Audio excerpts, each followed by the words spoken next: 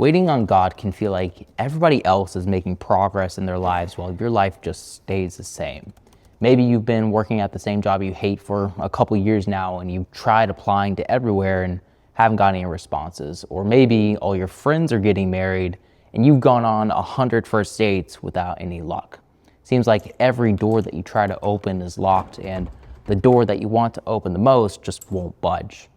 How do we know which one of these doors God is opening for us, or when we're just trying to force it ourselves? It wasn't until I started dedicating some time to the Lord when He finally spoke to me and showed me the right door to walk through. I was doing my morning prayer routine where I start out by reading one chapter from the Bible. I'll follow that up with a prayer about the chapter that I just read, and I'll ask God, is there any wisdom that you want to share with me today? And then the most important step, just sit in silence for the next 5 to 10 minutes and listen for His voice.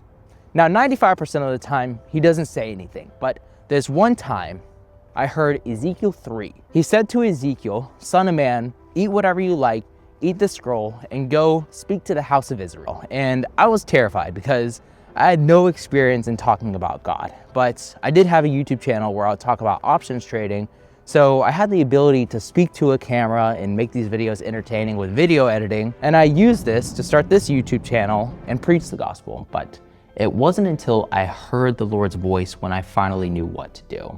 And a lot of people feel like they can't hear God these days, and I think the reason why is because they don't give Him enough space to speak. 1 Kings 19:12 says, "After the earthquake a fire, but the Lord was not in the fire, and after the fire the sound of a low whisper." So God doesn't speak to us in this great loud voice, and it's hard to hear Him when we're distracted.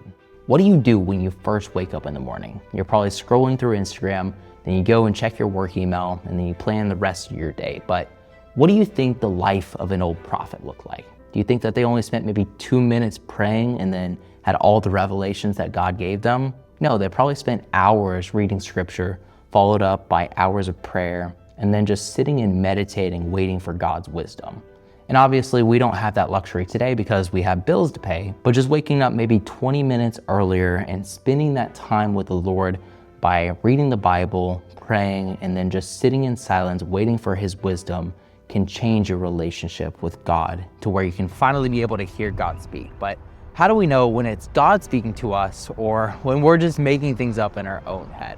Well, God will usually use His own word to speak to us with the Bible. So for me, He'll call me to a specific chapter to read, and that will be the wisdom that He's trying to share. For other people, He's given the gift of prophetic dreams, which I really wish I could have, but He didn't give me much of an imagination. When God speaks to us, it is usually through the Bible. So spending time in Scripture is how you can discern what God is calling you for. But sometimes God will open a door and it's not time to walk in yet. Proverbs 21:5 says, "The plans of the diligent lead to profit as surely as haste leads to poverty." And it took me months to make the decision to leave my old job, even though it was only paying me $20,000 a year.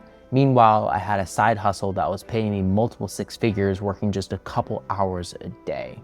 So this should have made the decision for me incredibly easy.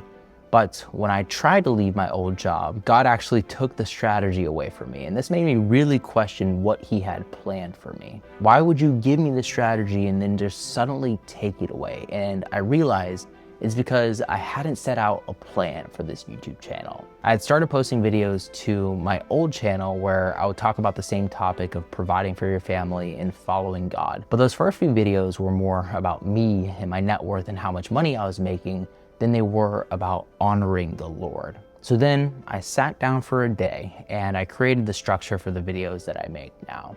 I lead with a Bible verse, I give some actionable tips to go with the Bible verse, and then drive across the main point that I was trying to get at with the verse that I chose. This way I knew that every video that I made going forward would be focused on God and His word for us, rather than being focused on me and my wealth. Because the only people who care about how much money I'm making is my family that I provide for. And the only thing that I care about at this point is making sure as many people enter into heaven's gates as possible.